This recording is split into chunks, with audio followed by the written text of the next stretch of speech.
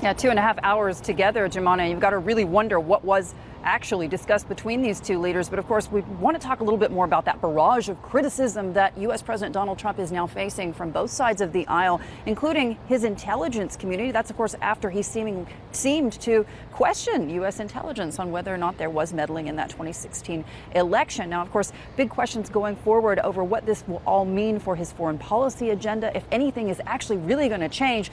But let's listen in to some of the comments that we heard over the last 24 hours. The intelligence community that has confirmed Russian intervention. You've got the social media companies, Facebook, Twitter, YouTube, confirming Russian interference.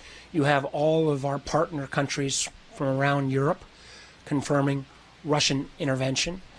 If some of my colleagues' heads aren't spinning after this morning's press conference, time will tell.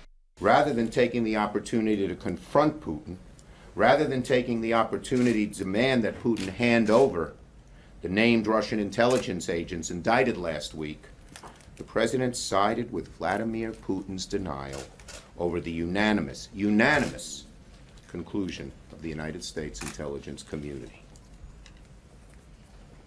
He took the word of the KGB over the men and women of the CIA.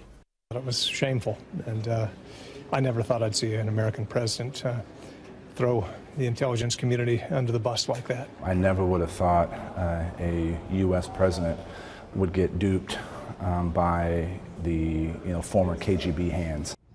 Well, there's no doubt that it was a remarkable piece of political theater there, unlike anything that many of us covering U.S. politics for many years now would have ever seen before. But at the end of the day, you have to remember this is an unconventional president. This is a very combustible president. And this is not the first time that he's questioned U.S. intelligence. He's just done it now on foreign ground. Let's listen in to President Putin. It's obvious to everyone that bilateral relations experience a complicated period. But these difficulties and the current tense atmosphere don't have any objective reasons. The Cold War has been over a long time ago. The times of an acute ideological opposition of the two countries have become a thing of the past. The global situation has profoundly changed.